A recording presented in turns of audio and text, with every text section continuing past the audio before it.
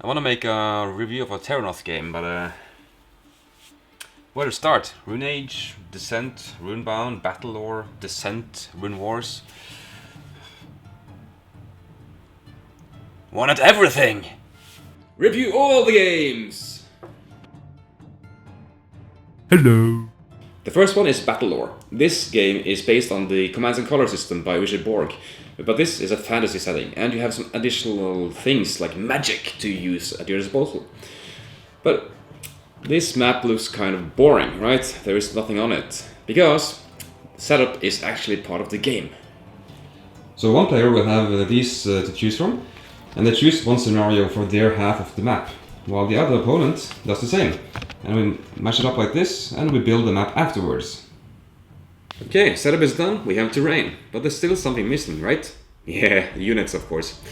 So, normally this is hidden information where you place your units. So instead of having to build up your army on a different room that should not look, or put up a screen, they have something else. They have some drafting cards which represent the units. And they look like this. They're very small cards, you see? And they have the all same back side. So then you place your units on the map based on predefined locations that is on your half of the board. So you know where your enemy has the option to place the units. So you think, okay, he has cards here and here, that means you have units there and there. Wrong, because you also have these cards, decoys. They have the same backside as the normal cards, so you can place decoys somewhere. Because you have to fill all the 18 spaces, I think there are, on the map, but you usually don't have 18 figures or units to place. So this way you can very calmly place your cards while your opponent does the same, and you don't have to have a screen, and you don't have to decide on predetermine the units or something. You just do it here and now, and it works very well, especially when you come to expansions and you have a lot of choices. I have all the expansions for now, but they really add to this part of the game where you can add a scenario and build your army of different units. It's but okay, I'm getting ahead of myself. Let's get to the game, right? If you don't know what to do, you can just use one of these predetermined armies and pick up all of this and use that instead, because you have 50 points to spend, and this equals 50. Like so. So the importance of placing units depends heavily on the scenario chosen, or the scenarios, because each scenario specifies how to make points in the game. So they have these point markers where you put them on predefined locations depending on the scenario. And they also have specific text. Sometimes you have an advantage in a forest, which is normally not the case. And sometimes you want to be in the mountains, sometimes you want to be in a house, two houses. It heavily depends on the location and what scenario or your opponent has chosen. So for instance, I have chosen 3 horses, but he doesn't know that yet. So now we have placed all our units, including the decoys. So what we do now is just flip them over and place the figures there. So first we remove all the decoys. Then we double check by counting the opponent's total score and make sure they haven't made a mistake. If everything looks fine, we just replace the cards with figures.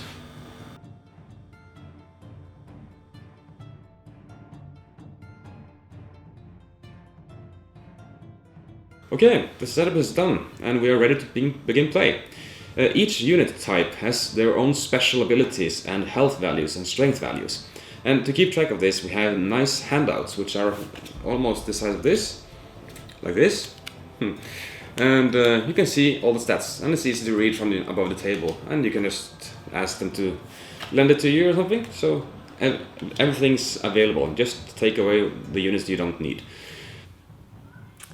Oh, by the way, if you like, you can influence the next game I'm going to review by checking out this Patreon account. Here you can help me out, just supporting me, and you can also vote on the next game on the list I'm going to review. So I really hope you check it out, and well, it's up to you. Thanks anyway.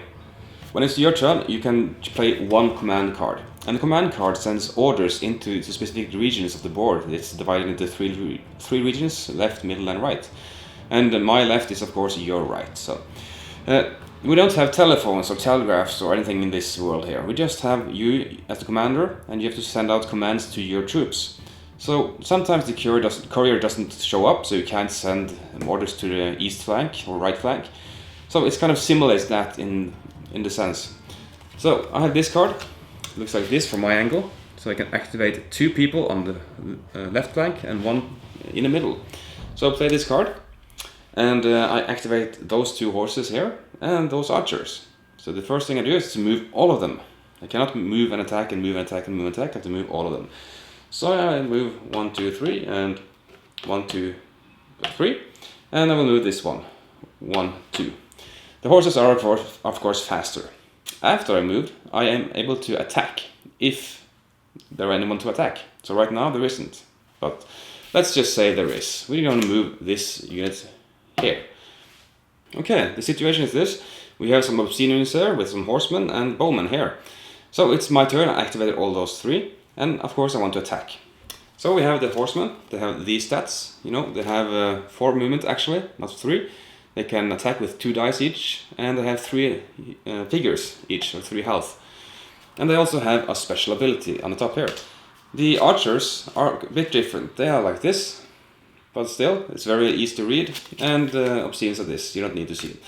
So on my turn, I will attack. I will choose which one I attack first with. So I will attack with the bowmen. They have 2 dice each. Now, the game comes with 4 dice.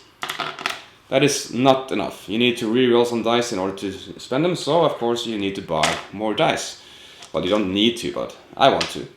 But in this case, the archers roll 2 dice, and we'll see the result. The result is like this. This only hits at ranged combat, so excellent. This was a ranged attack. And I get 1 magic or 1 mana with this symbol. So right now I hit and just remove a figure. There's no defense roll. So right now we have the horseman. The horseman here will attack here, and he will get 1 bonus die because he has a neighbor to another horseman. So he gets 3 dice instead of 2. So roll those. Aha! This only hits as range combat, so it doesn't hit now. And we get 2 mana points. But the problem is now, if the units are still adjacent to the one who attacked, they are able to counterattack with their attack. But in this case, the horses are vigilant. They have a special ability that does not allow counterattacks to happen. So right now they are safe. And this one will attack afterwards. They have the same bonus because the neighbor horses. Aha, this is better. This hits, and this is hit, and this is a retreat. So 2 gone. If there was only 1 hit, there would be 1 gone, and the flag would force them to go directly opposed the opponent, which are making them able to pursue them or to advance. So there's a lot of things happening in combat. So combat is very fun and very simple as well. So I just show a very basic example. Maybe I got something wrong as well, I don't know. But the fun of the game is also these lore cards. They are magic spells you can play. Like this one, Wall of Steel. It costs 2 mana to use, and every card has specific timing to when you can play them. Sometimes you can play a card just after someone plays the command card, or just says, I'm going to activate these units. Oh, stop! I'm going to stop. You wants to play a spell on you. Or before you roll a die, or after you roll a die. They're very, very different, and they really make the fun like a take that game. So sometimes you can attack someone, and the opponent plays a card. Haha! Each damage you deal now, you take instead. Haha! So that kind of fun interaction is also involved. But of course, the stronger the magic, the more mana you need to, or lore you need to spend. And lore isn't easy to come by. You need to kind of get this symbol on the die, or you can choose lore at the end of each turn. The goal of the game is just to get points. After a certain amount of points, there's a winner. And that's it, basically. But there's a lot of ways to get the points, depending on the scenario. And just getting the points can be really, really frustrating at times, and sometimes it's very easy. You know, if you need to go to the mountains and the opponent has no mountains, it's hard to get the points then. The bonus points. There's always one of these available here. But with the expansion, this game just becomes a lot better, because at the setup you have so much variety to choose from, and also the opponent does. But when you actually set up the game and you have chosen your units, and the neutral units as well, you can dragons and giants that are neutral, you draft them at the beginning. It just changes everything. It makes it more fun. Sometimes I just want to try a new combination. I know it's a horrible combination, but I just want to try it to see how it works out. And To my surprise, the opponent does the same, and we have both just awful units combination, and the turnout is kind of fun. And sometimes it's very, very, you know, close to victory. The one combat I had, I was missing 1 victory point to win, but I almost didn't have any units left. I just counted on one of these points because I had units here. My opponent had none here, he only had on this side. But I'm 1 left, and of course he was able to kill me before I was able to grasp victory. Oh, it was so close and so tense. Come on, come on. And then you have the final die roll, you know, I'm gonna attack you, and ooh, no, or yeah, depending on who you are. So this game has a lot of tension going on, and a good kind of tension, you know, excitement. So I really recommend this game. It's my best, it's one of my favorite games ever. So, whew. Do I recommend this game? Yeah.